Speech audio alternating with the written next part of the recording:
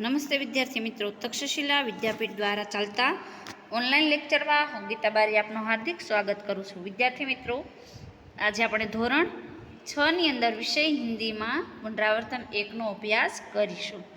વિદ્યાર્થી મિત્રો, આપણે અત્યાર સુધીની અંદર 1 થી 4 પાઠ છે એ ભણી ગયા છીએ. હવે આજે આપણે પુનરાવર્તન 1 છે, એમાં 1 થી 4 પાઠનું પુનરાવર્તન છે. એમાં પહેલો પાઠ છે દયાलु शिकारी, जो चित्र पाठ है। एक जगत एक लोक काव्य है, समझदार नहीं एक कहानी है और गिनती 51 से 100 तक का अभ्यास हमने किया। अब हम पुनरावर्तन 1 का अभ्यास करेंगे। पुनरावर्तन 1 में पहला प्रश्न ऐसा है कि निम्नलिखित रिक्त स्थानों को कोष्टक में से सही शब्द चुनकर वाक्य पूर्ण कीजिए।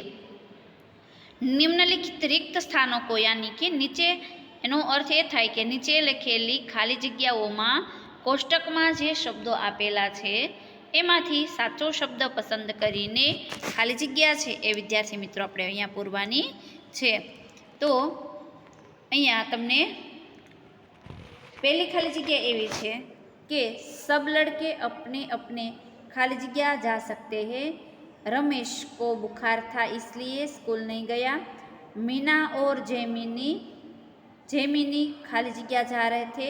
चौथी खाली जगह है मैंने खाली जगह को दलदल से बाहर निकाला। पांचवी खाली जगह है शिकारी को खाली जगह ले शिकारी हिरनी को खाली जगह ले गया। इसमें जो कोष्टक में शब्द दिए गए हैं कि बाजार व बिच्छू अस्पताल घर, હવે એમાંથી સાચો શબ્દ પસંદ કરીને આપણે લખવાનું. તો પહેલી ખાલી જગ્યા सब लड़के अपने अपने, तो इसमें आएगा घर गए। सब लड़के अपने अपने घर गए। रमेश, दूसरी खाली जगह है रमेश को बुखार था इसलिए, इसमें आएगा वह, इसलिए वह स्कूल नहीं गया। इसमें आएगा वह स्कूल नहीं गया। मीना और जयमिनी खाली जगह जा रहे थे। इसमें आएगा बाजार। मीना और जयमिनी बाजार जा रहे थे। चौथी खाली जगह मैंने खाली जगह को दलदल से बाहर निकाला।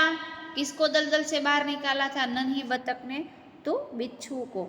इसमें आएगा बिच्छू। पांचवी खाली जगह शिकारी हिरनी को खाली जगह ले गया। शिकारी हिरनी को घायल करने के बाद विद्यार्थी मित्रों कहाँ ले गया था? कौन से पाठ में से वो प्रश्न है? तो कि वह पहले पाठ में से वो प्रश्न है। उसका नाम है दयालु शिकारी और वह हिरनी को अस्पताल ले गया था। कहाँ पे ले गया था? अस्पताल यानी कि दवाखानु. હવે 5 ખાલી જગ્યાઓ તમારે તમારી ચોપડીની અંદર લખાઈ ગઈ હશે અથવા તો બુકમાં લખાઈ ગઈ હશે. હવે આપણે બીજો પ્રશ્ન જોઈએ. એમાં કહ્યું છે કે પ્રશ્નો કે ઉત્તર लिखिए. प्रश्नों के उत्तर એટલે કે પ્રશ્નોના જવાબ લખવાના છે. पहले प्रश्न है आपने किन किन कहानियों का पठन किया? આપણે પહેલા પાઠની અંદર ઘણી બધી વાર્તાઓ છે એ સાંભળી અને વાંચી. तो उसका उत्तर आएगा प्यासा कौवा, कबूतर और चींटी, चतुर कौवा, हिरनी और शिकारी, कछुआ और हंस और चतुर किसान आदि कहानियों का हमने पठन किया है. दूसरा प्रश्न से अपनी पढ़ी हुई कहानी को अपने शब्दों में लिखिए. इसमें आपने जो कहानी पढ़ी है और सुनी है इसमें से आप लिख सकते हैं कबूतर और चींटी, चतुर कौवा और हिरनी, कछुआ और हंस. आपको जो कहानी पसंद आई है वो आपको लिखनी है. तीसरा प्रश्न है शिकारी ने हिरनी को कैसे बचाया? उसका जवाब है घायल हिरनी को शिकारी पशुओं के अस्पताल में ले गया। उसने वहाँ हिरनी के घाव पर पट्टी बंधवाई. इस तरह हिरनी को बचाया.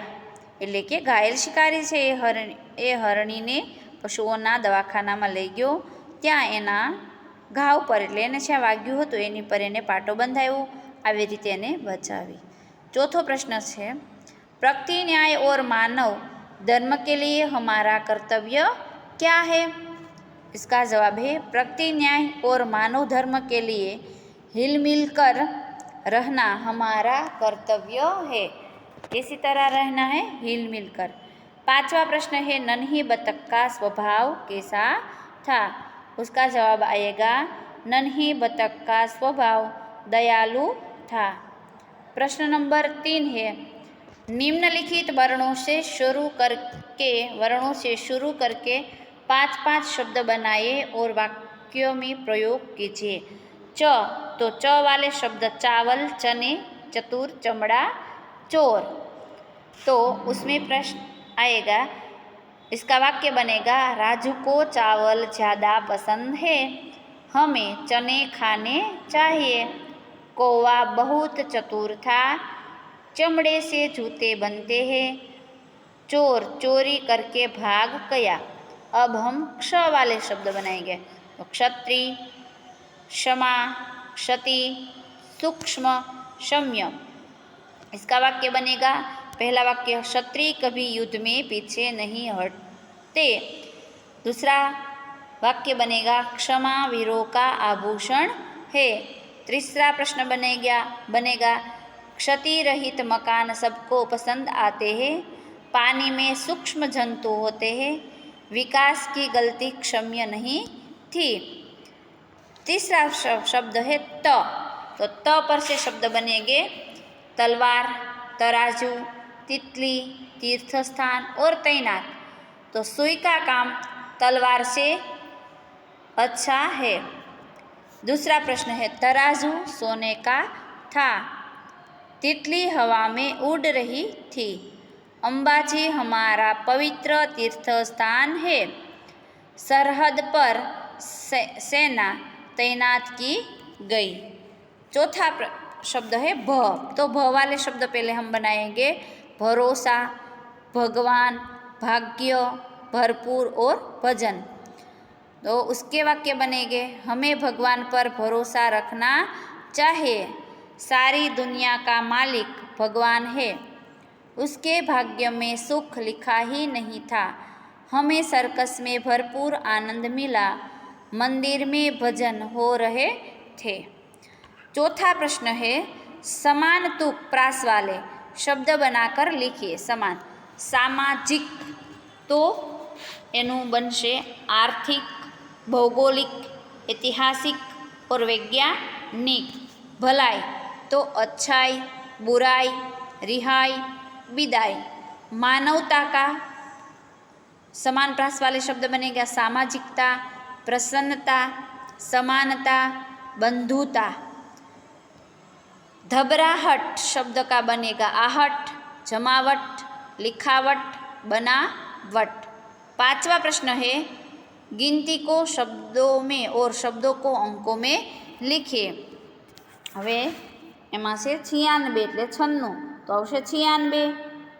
दूसरा आएगा 67, तीसरा 51, चौथा 88, 78 એટલે 7 और 8, 57 5 और 7, 69 6 और 9, 97 6 और 7। अब छठा प्रश्न है, वो है, निम्नलिखित शब्दों के विरुद्धार्थी विलोम शब्द लिखकर वाक्य में प्रयोग कीजिए। जो विद्यार्थी मित्रों एना विरोधार्थी शब्द पण लखवाना छे अने एने वाक्यनी अंदर एने वाक्यमां पण एनो प्रयोग करवानो छे। तो स्वच्छ शब्द का विरुद्धार्थी बनेगा अस्वच्छ, अस्वच्छ। इसका पहला वाक्य बनेगा, हमें स्वच्छ पानी पीना चाहिए। दूसरा वाक्य बनेगा, तालाब का पानी अस्वच्छ होता है। दूसरा है देश, तो उसका विरुद्धार्थी बनेगा परदेश। भारत मेरा देश है, परदेश में संस्कार कम मिलते हैं। तीसरा प्रश्न है प्रिय, और उसका बनेगा अप्रिय। तो गोदान मेरा प्रिय उपन्यास है, और शरारत करने से राजू सबका अप्रिय बन गया है। चौथा अधिक, उसका विरुद्धार्थी बनेगा कम। अधिक खाने से हमारा स्वास्थ्य बिगड़ता है। उसका विरुद्धार्थी बनेगा चाय में शक्कर कम डालनी चाहिए। प्रश्न नंबर 7 से निम्नलिखित शब्दों के समानार्थी शब्द लिखकर वाक्यों में प्रयोग कीजिए। सूर्य शब्द का समानार्थी शब्द बनेगा सूरज। सूर्य पूर्व दिशा से निकलता है, हमें सूरज की किरणों का सेवन करना चाहिए। दूसरा है भूमि, तो उसका समानार्थी शब्द बनेगा जमीन। भारत की भूमि संतों महंतों की जन्मभूमि है। खाने की सभी चीजें जमीन पर पैदा होती है। तीसरा प्रश्न है प्राण तो जान।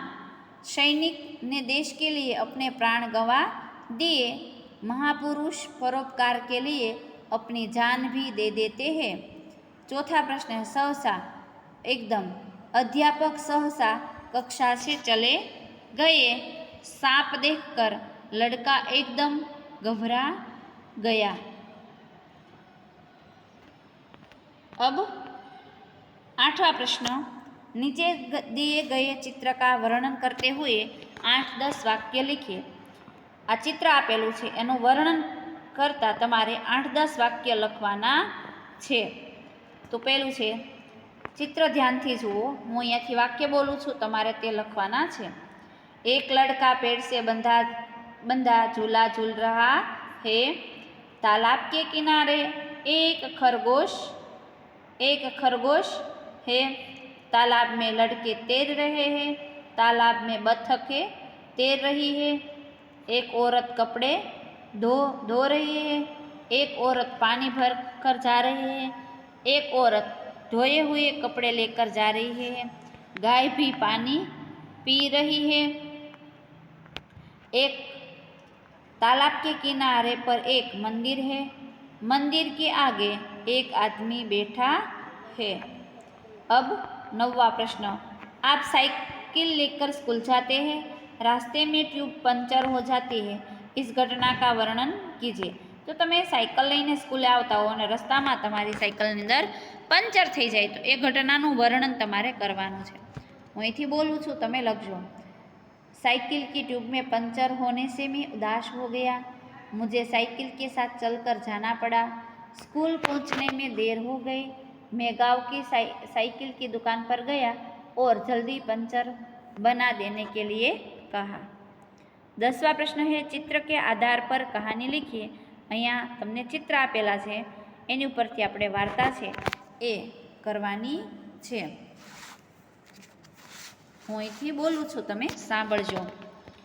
नदी के तट पर एक जामुन का पेड़ था। गर्मी के दिन थे और जामुन पक गए थे। पेड़ पर एक बंदर रहता था। नदी में एक मगर रहता था। दोनों में पक्की मित्रता थी। बंदर मगर को हर रोज मीठे मीठे जामुन खिलाता था। मगर अपनी पत्नी के पास जाता था। वह अपनी पत्नी को बंदर और जामुन के बारे में कहता। मगर की पत्नी के मन में विचार आया कि जामुन तो मीठे होते हैं, तो बंदर का कलेजा भी जरूर मीठा होगा। मगर की पत्नी को बंदर का कलेजा खाने की इच्छा हुई। उसने मगर से कहा, पतिदेव, आप बंदर को अपने घर ले आओ, मुझे उसका कलेजा खाना है। बंदर को लाने के लिए मगर ने एक तरकीब की। वह नदी किनारे आया और बोला, बंदर भाई, सामने किनारे पर बढ़िया जामुन का पेड़ है, चलो मैं तुम्हें अपनी पीठ पर बिठाकर ले जाऊं। बंदर मगर की बात में आ गया। मगर बंदर को अपनी पीठ पर लेकर चला। आधे रास्ते में नदी के बीचों बीच जब वो आए तो मगर ने अपना इरादा बंदर को बताया कि मगर भाई, मेरी पत्नी को आपका कलेजा, बंदर भाई मेरी पत्नी को आपका कलेजा है वो खाना है। लेकिन बंदर तो चालाक था। उसने कहा, मगर भाई, मैं अपना कलेजा पेड़ पर छोड़कर आया हूँ, चलो वापस चलकर कलेजा ले आए। मगर मूर्ख था और बंदर की बात में आ गया। वह बंदर को लेकर वापस नदी के तट पर आया। तट आते ही चालाक बंदर तेजी से कूदकर पेड़ पर चढ़ गया। पेड़ पर जाकर बोला, दुष्ट मगर, पेड़ पर कोई अपना कलेजा छोड़ सकता है? आज से तेरी मेरी दोस्ती पूरी हो गई। वार्ता का शीर्षक हम देंगे चालाक बंदर। विद्यार्थी मित्रों, आ वार्ता तमे गुजरातीमां पण सांभळी हशे।